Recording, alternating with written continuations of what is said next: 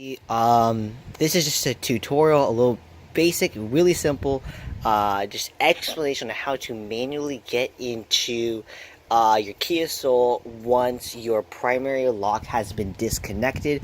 What can cause the disconnection is basically what happened to me is I was in Mexico and someone stole my car battery. I was looking on the Kia forums. I was looking, and I could not find a video about this.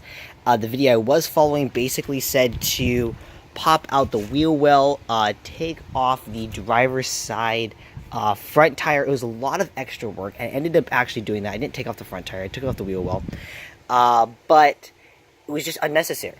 So basically what's going to happen is when you disconnect it, by the way, there's no need to go into the wheel well. Just to make that abundantly clear, you have two locks on your Kia Soul. Hopefully it'll focus in. Again, this is your secondary lock, the little lever. As you see, it moves that latch. Your secondary lock is that spring right there. So essentially that spring is connected to this wire right here. You can also see it right here. And this is where, basically, when you pull the lever inside the car, this adds the tension to be able to pull this open. So what you're going to want to do is, they didn't do it, but what they did is that they went underneath the car, in between the fan, which is right here, the engine, which is right here, and pulled on this lever. Not lever, but the cord. And when you pull on it, as you see right here, it's disconnected from, if I can get it, right there.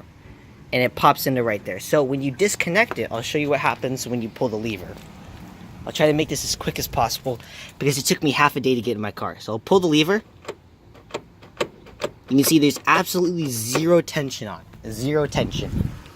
So what you're going to want to do, you're going to want to put it on a jack. It's a lot easier.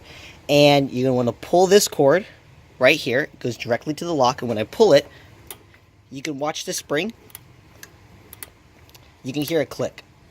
That click is essentially, I'm not sure if you can hear it on the camera, but that click is essentially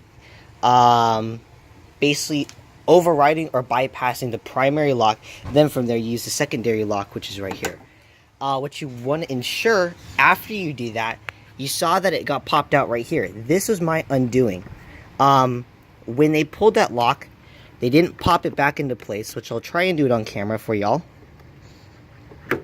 There you go. It just clicks right back into place. Once you click that back into place, you'll be able to use the lever right here. And hopefully, you can see that there's, you can't really see it on camera, but there's more tension. And that's actually going to activate the primary lock. And then from there, you'd use the secondary lock. So basically, essentially what you need to do, go up underneath the engine, in between the fan and the engine, find this cord, pull on it. It's going to be a little bit difficult, but it should be the only cord that's over here. And again, if you're underneath the car, it's on your left-hand side. If you're looking into the car, it's on your right-hand side. Again, just a disclaimer.